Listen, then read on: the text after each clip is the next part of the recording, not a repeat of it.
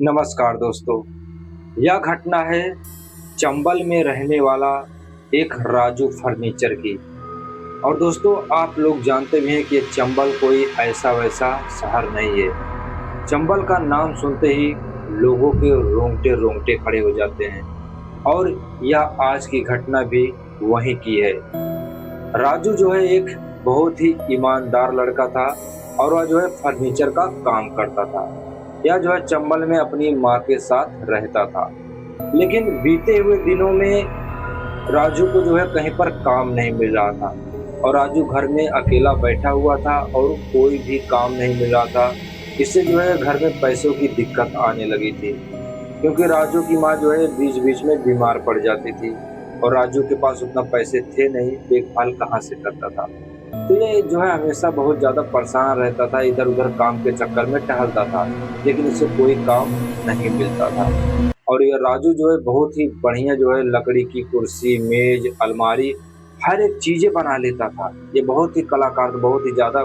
इसे लोग मतलब इससे ये जिसका भी काम करता था राजू, लोग इससे बहुत ही ज़्यादा खुश थे। लेकिन मालूम नहीं अचानक से क्या हो गया था कि इसे काम मिलना बंद हो गया था। होता है इसे किसी की ज़िंदगी में जो बहुत ही ज़्यादा चल रहा होता है, जिसको सभी लोग प्यार करने लगता है, लेकिन अचानक फिर ऐसा कुछ हो जाता है जैसे लगता है किसी की नज़र लग जाए। ऐसा कुछ राजू के साथ हो गया था। लेकिन एक दिन ऐसा ही हुआ था कि राजू अपने घर रूम से निकल करके ऐसे टहल रहा था, तभी जो है उसे एक फ़ोन आता है और एक मालिक ने उसे बुलाया कि तुम मेरे हवेली पे आ जाओ, तुमको यहाँ पर काम देना है।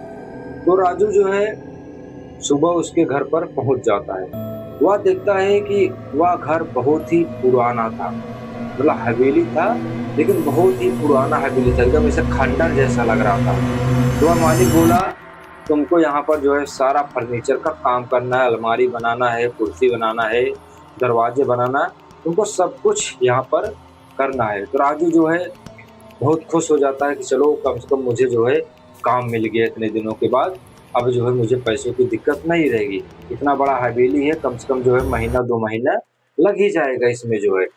तो राजू बहुत खुश हो जाता है। अगले दिन वह जो है अपने 2-3 मज़दूरों को लेकर के पहुँच जाता है, जो उसके साथ काम करते हैं। तो जब सब लोग एक बार वहाँ पर पहुँचते हैं, तो जो मज़दूर लोग थे, वह जो है काम शुरू कर देते हैं। लेकिन एक मज़दूर बोलता है कि यार राहुल भाई, ओह सॉरी, बोलता है कि राजू भाई, यहाँ पर मुझे जो है बड़ा अजीब लग रहा है। वो बोलता है कि राजू भाई, यहाँ पर जो है मुझे बहुत अजीब सा लग रहा है, मुझे यहाँ पर काम करना ठीक नहीं लगा है, तुम जो है ये काम को छोड़ दो। तो राजू कहता है, अरे यार तू भी पागलों जैसी बात कर रहा है, इतने दिनों के बाद इतना अच्छा काम मिला है, कम से कम यहाँ हम लोग का महीनों तक जो है काम चलेगा, हम लोग अच्छा खासा कमा लेंगे। और तू एक पागल है जो बोल रहा है कि इस काम को छोड़ दे, ऐसा काम फिर दोबारा कहीं मिलेगा। चुपचाप जो है ज़्यादा सब सोचो मत, बस चुपचाप सब लोग काम करो। और फिर उसके बाद जो है सभी मजदूर लोग बढ़िया से काम करने लगते हैं।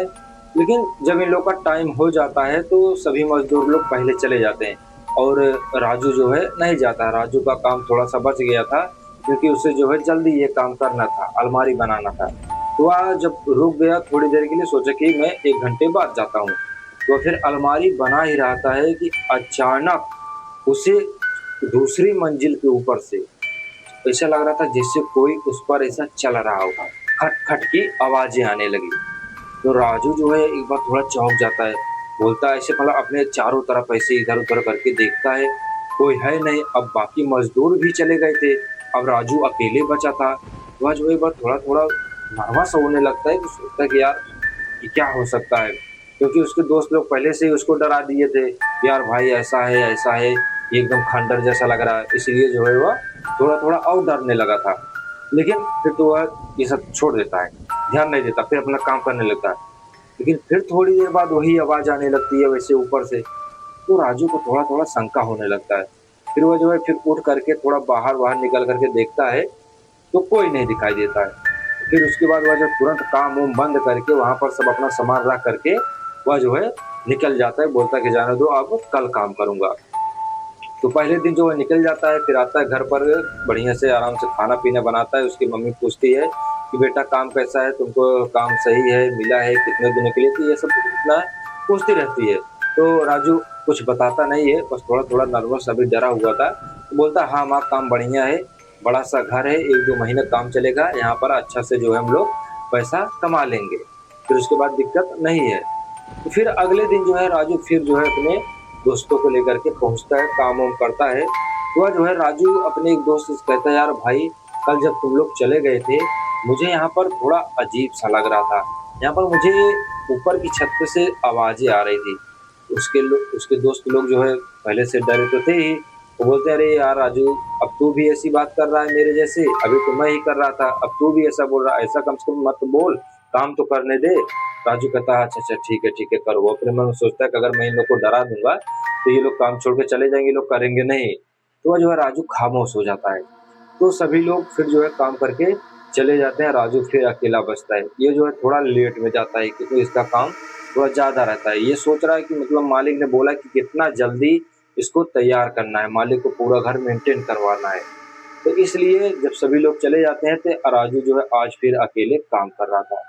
और जब ये ऐसा काम कर ही रहा था, अचानक जो है ऊपर फिर से वही आवाज आने। इस बार खटपुट की आवाज नहीं आ रही थी, इस बार ऐसा लग रहा था जैसे कोई अपने पैरों में पायल बांध करके ऐसे छत पर घूम रहा है, ऐसा उसको आज आने लगा।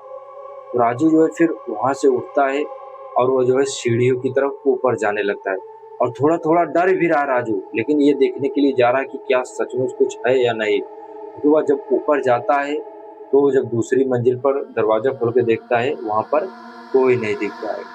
तो फिर दरवाजा बंद करके नीचे आने लगता है। लेकिन जैसे ही वह आधी सीढ़ियों पर आया, फिर से आवाज आने लगी। इस बार पायल के साथ साथ किसी औरत की आवाज आने लगी। वह ऐसे धीरे धीरे बोल रही थी कि मुझे तुम वापस ले चलो, मुझे तुम वापस ले चलो, मुझे यहाँ पर नहीं रहना है। वह ऐसे कह रही थी। थोड़ी थोड़ी आवाज राजू को बाहर सुना देने लगी, थोड़ी थोड़ी आवाज राजू को बाहर सुनाई देने लगी। राजू फिर जो है दबे पांव ऊपर की तरफ गया और दरवाजा डरते डरते जो है ऐसा खोल के देख रहा है, लेकिन बाहर कोई नहीं दिखा। तो राजू जो है अब थोड़ा थोड़ा घबरा जाता है। वो सोचता है कि मैं अब क्या करता हूँ, मैं काम बंद करके मैं चला जाता हूँ अपने घर पर। लेकिन जैसे ही वह नीचे आता है तो देखता है जिस वह गेट से आया था वो गेट बाहर से लॉक हो गया था।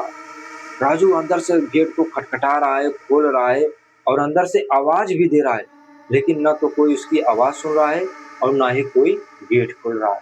अब राजू को पूरी तरह से डर लगने लगा था। राजू सोच रहा है कि ये गेट कौन बंद कर दिया, और उसके कोई साथी भी कोई नहीं थे। वह तो फिर जो है अपना फोन निकाल करके सोचता है कि मैं अपने दोस्त लोग को कॉल करूं और बुला लूं। और जैसे ही फोन लगाने चला, देखता है फोन में नेटवर्क गायब हो चुका था। फोन में नेटवर्क भी नहीं था और घर पर कोई नहीं था राजू के अलावा। वह मकान मालिक भी नहीं था। राजू अकेले अब घर में फंसा हुआ था। और फिर थोड़ी देर में अचानक घर की सारी लाइटें टिमटिमाने लगी। कभी लाइटें जलती फिर बुझती, कभी जलती फिर बुझती, ऐसा सा होने लगा। अब राजू जो है धीरे धीरे अब वो जो है बहुत ही ज्यादा डरने लगा। उसके रोंगटे रोंगटे खड़े हो गए। और फिर थोड़ी देर में उसकी बनाई हुई जो कुर्सी थी वह ऐसे अपने आप ऐसे चर चर चर ऐसे कर रही है। और राजू जो है कुर्सी को ऐसे देख रहा है। कुर्सी को देख करके तो उसके ऐसे हाथ पांव कांपने लगे।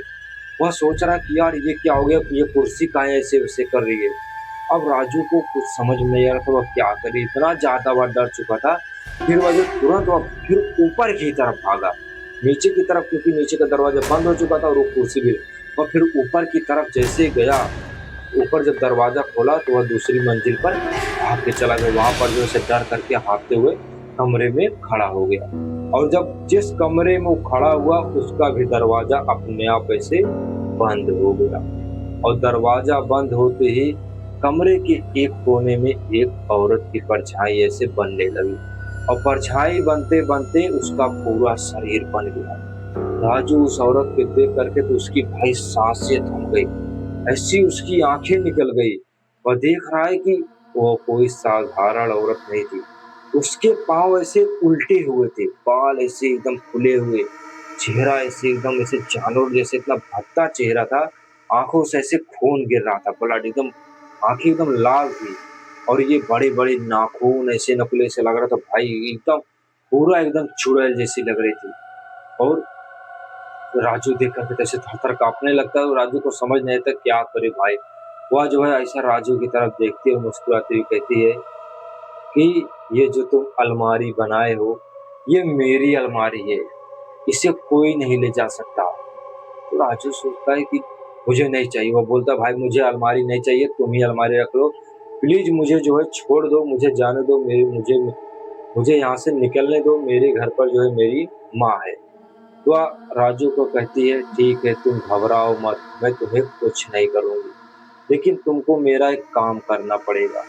अगर तुम यहाँ से जिंदा जाना चाहते हो तो तुमको मुझे न्याय दिलाना होगा। क्योंकि वह कोई ऐसी वैसी आत्मा नहीं थी कि जो किसी को मारे पकड़े, उसको न्याय चाहिए था। तब वह बताती है कि मैं कहीं और की नहीं इस घर की मालकिन हूँ और मेरे पति को पता नहीं है कि मैं कैसे मरी। मुझे कुछ लोगों ने इसी अलमारी में बंद करके मार दिया था और किसी को कुछ नहीं पता चला। सभी लोग बता दिए कि इसकी बीवी ये भाग गई कहीं पर और आज तक सच्चाई का कोई खुलासा नहीं हुआ है। तब वो बोलती है तुम इस कमरे से निकल करके बाहर एक और कमरा है, उस कमरे में जाओ और वहाँ पर एक पुरानी अलमारी पड़ी है, उसको तुम जा करके खोलो।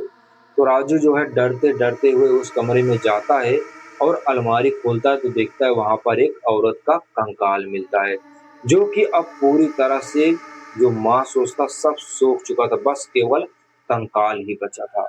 और कंकाल के साथ साथ उस अलमारी में एक डायरी भी मिलती है। उस डायरी में लिखा रहता है, इस औरत ने लिखा था, इसका नाम जो था पूजा था। तो पूजा ने लिखा था कि मुझे मारने वाला कोई और नहीं, मेरा ही रिश्तेदार है, जो मेरे पति की कमाई को पूरा हड़पना चाहता था। वह मुझे मार करके यह सब कुछ लेना चाहता था। तो पूजा ने उस डायरी में उस व्यक्ति का नाम उम सब लिख दिया था, एड्रेस लिख दिया था। तब राजू जो है वह डायरी को ले करके बाहर निकलता है डरते हुए और फिर जा करके यह मकान मालिक को दिखाता है और पूरे गांव वाले पुलिस को बताता है। और पुलिस फिर आकर के उस पूरे घर में छानबीन करती है, उस कंकाल को ले जाकर के पोस्टमार्टम में ले जाती है। फिर वहां से सच्चाई का पता चलता है और जाकर के उसके रिश्तेदार गिरफ्तार होते हैं और मकान मालिक बहुत ही दुखी हो जाता है। वो इतना रोता है, बोलता है बेटा अगर आज तुम मेरे घर में काम करने नहीं आते तो आज मेरी पत्नी की आत्मा को शांति नहीं मिलती, अभी तक मेरी पत्नी की आत्मा भटक रही थी। तब उसके बाद जो मकान मालिक ने पूरा क्रियाक्रम के साथ अपनी पत्नी की आत्मा की शांति के लिए पूजा पाठ करवाया। फिर उसके बाद उसको शांति मिली और अगले दिन जब राजू काम कर रहा था तो उसे कोई भी ऐसी आवाज़ नहीं सुनाई दी। लेकिन जब वह काम करके निकलने लगा जिस दिन फाइनल करके, तो जो वो अलमारी बनाया था उसी अलमारी के ऊपर लिखा था कि धन्यवाद राजू, तुमने मुझे न्याय दिलाया। तो दोस्तों ये थी इस चंबल की ये घटना। अगर आप सभी को यह वीडियो अच्छी लगी हो तो वीडियो को लाइक और हमारे चैनल को सब्सक्राइब कीजिएगा और मिलते हैं बहुत जल्द अगले रहस्य के साथ में।